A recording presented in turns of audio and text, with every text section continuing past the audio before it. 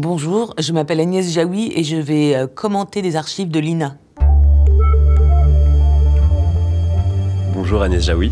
Ah, bonjour. Alors le cinéma, c'est votre univers. Vous êtes comédienne, scénariste et réalisatrice. Vous chantez... Et chanteuse. Ah, et chanteuse, bien sûr. Vous chantez aussi et vous donnez de la voix pour des causes qui vous semblent justes. Nous allons dialoguer avec les figures qui ont inspiré votre vie de femme, d'artiste et de militante. Alors pour commencer, une actrice qui a marqué sa génération. La beauté est d'abord une chose qui passe, est une chose sur laquelle on nous apprend beaucoup à compter et sur laquelle on ne nous apprend pas. On nous apprend aussi qu'on la jette à un certain moment donné, la beauté, parce qu'elle passe, parce qu'elle est plus égale à elle-même. Ma célébrité, elle est due au plus grand des hasards et à l'appui certainement des hommes.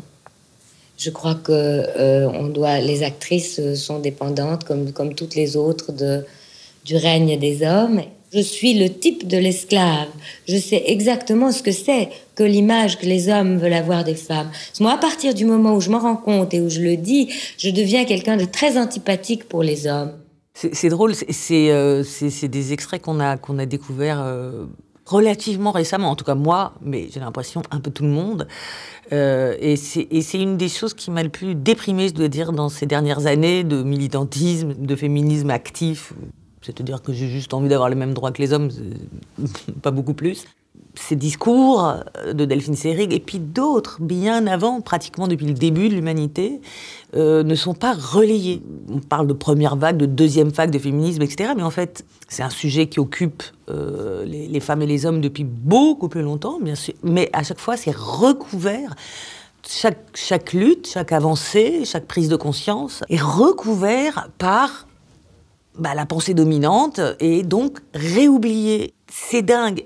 Des compositrices, des peintresses, Alors certes, il y en avait moins que d'hommes, mais il y en avait des autrices, etc. Elles sont effacées, quoi. Elles sont effacées, elles sont pas mises en valeur. L'histoire est écrite par les vainqueurs, et on peut transmettre des mémoires qui sont pas justes. Il y a eu des femmes gladiatrices. Je l'ai découvert à un musée de Nîmes. Mais c'est incroyable. Enfin, voilà. Bon, c'est ce côté, il faut toujours recommencer, et puis rien n'est jamais acquis à la femme. On va écouter une autre femme maintenant, avec qui vous avez plusieurs points communs. Votre nom, votre amour des arts et du cinéma, et aussi une pluie de récompenses. Pour le moment, on fait ce qu'on peut. Hein, on nage comme on peut, on fait des films. Et alors, je crois qu'il faut se dire, voilà, ça va s'accumuler comme ça. Et puis quand il y aura des centaines de films de femmes, on va bien voir qu'il y a des films formidables là-dedans. Et puis celles qui viennent, je veux dire, elles vont être peut-être encore plus douées par le fait que ça va devenir si naturel, ça va devenir... Il y aura tellement moins l'idée, c'est un film de femmes qui doit se faufiler, etc. Puis il y aura des femmes dans tous les postes. Quand j'ai commencé il y a 30 ans, il y avait 20% de femmes réalisatrices en France. Dans les autres pays, c'était 1%, 2%, 3%. Bon, bref, donc on était... Et puis après, jusqu'à 2021, en tout cas, on était à 22%, 23%. Enfin, il n'y avait pas tant d'évolution dans la réalisation des films faits par des femmes. Je ne sais pas pourquoi on n'est pas à 50%, quoi. C'est ça que je veux dire. Ça fait très longtemps que dans les écoles de cinéma, on est à 50%, puis qu'après, c'est plus le cas.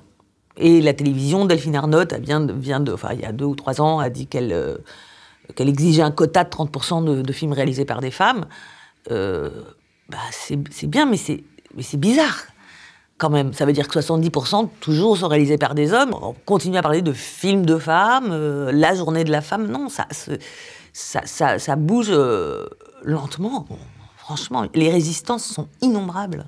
On va regarder un homme, cette fois, qui a beaucoup compté dans votre carrière cinématographique. On va l'écouter parler sur des images du tournage de son film « Mon oncle d'Amérique ».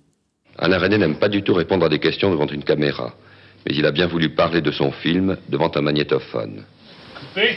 J'ai l'impression que la fabrication d'un film, c'est une telle suite de coïncidences et de hasards. J'ai presque l'impression par moments que le point de départ est indifférent. Je veux dire que pour qu'un producteur, des comédiens, un scénariste, un metteur en scène arrive à se retrouver sur un projet commun, il faut tellement, oui, de coïncidences que quand le film est fini, c'est même quelquefois difficile d'arriver à les reconstituer. Il a raison, et il est modeste. Les films de Resnais, c'est des films de Resnais, quoi. Enfin, il y a pas de... Donc il doit y avoir des hasards qui sont quand même un peu orientés. Ce qui est vrai, c'est que... Et c'est ce qui est bon, enfin...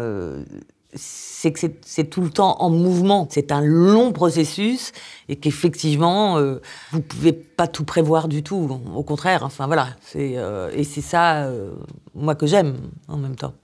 J'ai appris à ses côtés, j'ai appris des choses sur le son, beaucoup, sur le découpage, sur la façon de faire des plans séquences, et puis aussi sur sa bonté, enfin sur sa façon d'obtenir beaucoup de choses des gens, mais avec toujours une infinie douceur et un respect absolu.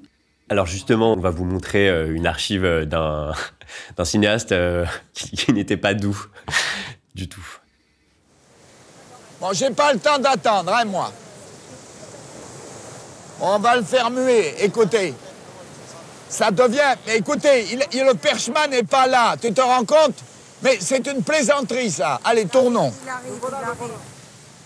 Qu'est-ce qu'il fout, ce con? Qu'est-ce que tu fous là-bas? Viens là, nom de Dieu!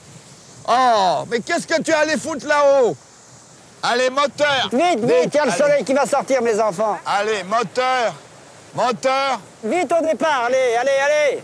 Allez, Alors, moteur! dans 30 secondes, on raccorde absolument. Allez, moteur! Allons-y. Moteur! Vas-y, vas-y, Jean-Pierre. Moteur! Moteur! Allons-y. Moteur! Je pense que c'était pas le pire du tout, mais bon, bref, effectivement, oui, je pense que c'est un des rares métiers où on peut insulter. Enfin, il y a plein de comportements qui seraient acceptés dans aucune autre entreprise, je pense. Mais est-ce que dans ces cas-là, la fin justifie les moyens? C'est-à-dire qu'il y a des réalisateurs... Oh non, mais non, pas pour moi. Non, bien sûr que non. Non, je pense qu'on peut faire des grands films sans mettre une tension énorme et sans être violent et sans maltraiter les gens. Non, alors là, moi, c'est quelque chose qui m'est absolument insupportable. Donc, non, il n'y a rien qui justifie rien du tout. C'est pas rare. J'avais travaillé avec un cinéaste et un metteur en scène de théâtre qui était pas doux, qui était très tyrannique. Et voilà, lui. Qui a l'air mignon comme ça, hein, parce qu'on le voit pas. Mais quel souvenir vous gardez de ce passage aux Amandiers? Un très mauvais souvenir. Je garde un souvenir d'avoir connu ce que c'était que la dictature avec un dictateur et des gens qui deviennent lâches. Qui perdent le sens commun parce qu'il y a quelqu'un qui a le pouvoir sur les autres et d'autres qui s'y soumettent. Voilà. Est-ce que vous méritez votre succès? Bien sûr. Cette question a été posée à Jean-Pierre Bacri en 1986. Qu'est-ce qu'il a répondu? Jean-Pierre Bacri, méritez-vous votre succès? Si je pense le mériter, on verra ça plus tard. Et vos 4 partenaires, pensez-vous qu'ils le méritent? Leur succès? On verra ça plus tard. Quel est le rôle que vous auriez rêvé d'interpréter? Sur toute l'histoire du cinéma? Scarlett O'Hara dans Le temps n'emporte le vent. Après 10 films, vous connaissez les clés de la réussite. Bah, pas celle du garage, déjà. Mais la sincérité et l'intégrité. Sincérité pour mon métier et l'intégrité dans ma vie. C'est marrant parce que vous remarquerez... C'est Anne Andreu, c'est comme ça que ça s'appelle? Je ne me rappelle plus. Mais la journaliste ne change pas de registre.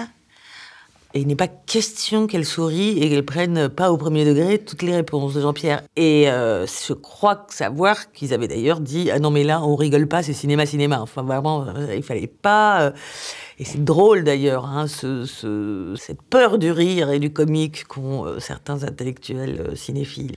Vous avez écrit pendant 30 ans avec lui. Ouais. Et aujourd'hui, l'écriture, ça donne quoi? J'écris différemment. J'écris seule, et puis je vais écrire avec d'autres. Voilà. Avant de connaître Jean-Pierre Bacri, vous avez commencé à écrire, enfant, par peur de la mort, vous avez expliqué. On écoute un réalisateur qui vous a inspiré, en parler. Vous créez autant pour échapper à notre angoisse à tous. Hein. Certains l'expriment, d'autres pas. ce qui s'appelle tout simplement l'angoisse de la mort. Yes, I think it's the single most important thing in la the chose world. la plus Our importante whole au monde, lives are toute notre vie se déroule face à ce problème, à ce dilemme. Certains passent leur temps en gagnant beaucoup d'argent, d'autres commettent des suicides, d'autres essayent d'atteindre l'immortalité par l'art, d'autres veulent être éternels en construisant une pyramide, mais les gens se lancent dans des religions diverses et variées. C'est aussi absurde, mais ils sont terrifiés et c'est ce qu'ils font. Et donc toute votre vie se centre autour de ce problème. C'est-à-dire que c'est une drôle de règle du jeu quand même, de savoir qu'on va tous mourir, de tous savoir qu'on va mourir et de vivre en attendant ce jour ou en ne l'attendant pas. Et ce qui est très bizarre aussi, c'est là de vivre en se disant que peut-être là on va tous mourir, tous en même temps, ou en tout cas pays par pays, avec ce dérèglement climatique. Et on fait comme si pas.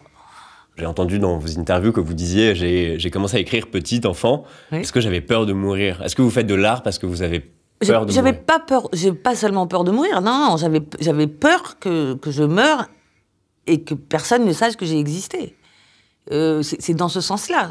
Donc j'avais, oui, un besoin de... et c'est pour ça que le journal d'Anne Frank m'avait tant marqué. Je me disais, mais cet enfant, cette jeune fille a existé parce que ce journal a été retrouvé. Et elle a ô combien existé.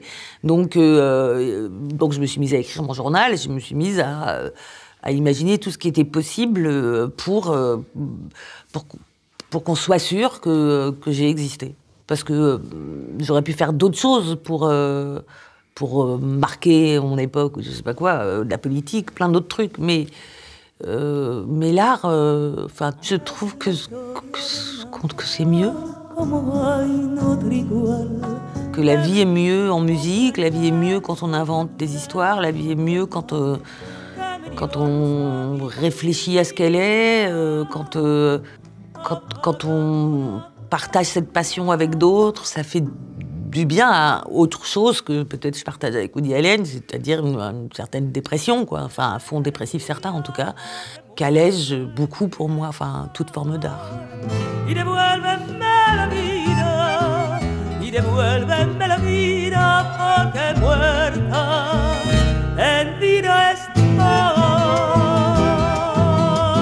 C'est vrai que le déterminisme a une place centrale dans vos films.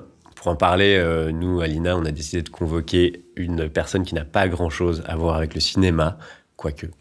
J'ai essayé de montrer que dans les classements sociaux que nous opérons, quand nous mettons une cravate ou ne mettons pas une cravate, quand nous mettons une cravate à poids, une cravate unie, quand nous achetons une Mercedes ou une 2 chevaux, quand nous faisons du yoga ou du rugby, etc. Tous les choix que nous faisons qui...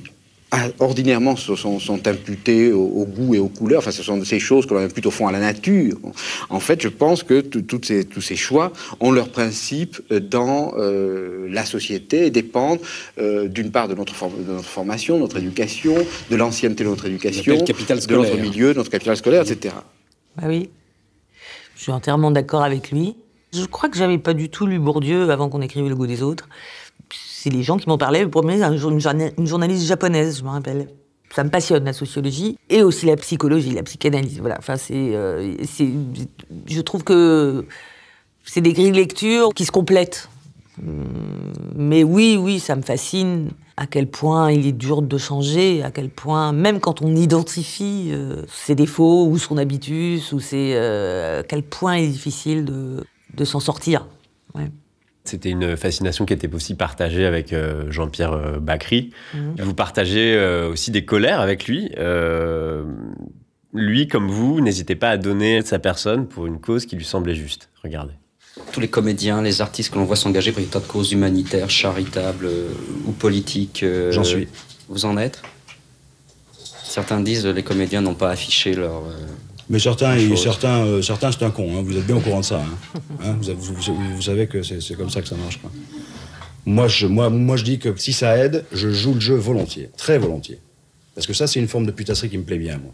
Moi, je veux bien faire la pute humanitairement, je veux bien faire la pute, ça ne me dérange pas du tout. Moi, je ne connaissais pas cette archive. Bah oui, je suis d'accord avec lui. Enfin, j'aurais peut-être pas pris l'expression faire la pute, mais disons que si notre petite célébrité peut aider. Alors par contre, lui comme moi, on n'était pas toujours sûr d'aider. Souvent, notamment aux hommes et aux femmes politiques, je leur dis, je suis pas sûre que mon appui vous aide beaucoup. Le pari qui chante et qui danse, qui ensemble disent ce qu'il faut faire et pour qui il faut voter, ça peut être totalement repoussoir. Et d'ailleurs, on voit bien ces dernières années le hiatus qu'il y a entre ceux qui s'expriment à la télévision et le vote de la rue ou du peuple. Donc, plus ça va, plus j'aime aller aussi à la rencontre des vrais gens partout et discuter et me confronter à eux. C'est-à-dire prêcher des convaincus, c'est pas toujours passionnant. Bon, on a beaucoup écouté de gens parler dans les archives. C'est le moment d'écouter une chanson. Ah. J'ai quitté mon pays. J'ai quitté ma maison, ma vie, ma triste vie, se traîne sans raison. J'ai quitté mon soleil, j'ai quitté ma mer bleue, leurs souvenirs se réveillent bien après mon adieu. Soleil, soleil de mon pays perdu, des villes blanches que j'aimais. Vous l'avez chanté avec lui, cette chanson? Soleil, soleil de mon pays perdu, des villes blanches que j'aimais, des filles que j'ai jadis connues. J'ai pas connu la Tunisie enfant, je l'ai connue à travers ce que racontaient mes parents et à travers les shabbats, les dîners, les couscous et tout ce que m'ont transmis mes parents et ma famille. Mais malgré tout, je me sens un lien extrêmement fort avec la Tunisie, avec ces pays-là, mais avec... j'ai un peu reconstitué ça à Cuba, en fait, plutôt. C'est là que j'ai retrouvé la Tunisie de mes parents. Et puis, pareil, c'est comme tout dans la vie, au fur et à mesure des années, j'ai été amenée à y retourner. Il y a un projet de film là-bas, de Mehdi Benatia. Il y a des nouvelles générations de Tunisiennes. Il y en a une avec laquelle aussi je collabore sur des chansons qui s'appelle Nawel Ben Krayen. Et tout ça aussi chemine. Alors là, on voit des images d'un kibboutz. Ah, c'est un kibboutz? C'est je pensais que c'était la Tunis. Ouais. Est-ce que vous avez des souvenirs de votre passage dans un kibboutz quand vous étiez enfant? J'y passais tous mes étés, donc j'ai beaucoup de souvenirs du kibboutz Ratzor. Et ça m'a évidemment aussi beaucoup marqué. On y allait avec mon frère, mes parents tous les étés, puis mes parents partaient et nous laissaient chez ma grand-mère, et puis après dans la Gvoutsa avec les mitaines. Bref, j'y suis allée jusqu'à mes 15 ans. Donc, bien sûr que c'était particulier, que ça m'a marqué, que c'était intéressant. Est-ce que vous aimez la nostalgie? Oui. Oui. Plus tard, vous êtes tombée amoureuse d'une autre musique, une musique joyeuse, mais nostalgique aussi. On écoute Compay Segundo, le pape de la musique cubaine. Je suis un journaliste, un écrivain, un messager de la joie.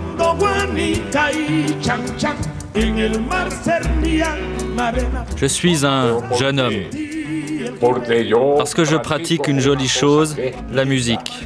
Et je mourrai écrivant et chantant la musique. C'est la joie et puis c'est la douceur, en fait. C'est un peuple quand même particulièrement doux, très attachant, et qui crève là en ce moment. C'est terrible. Voilà.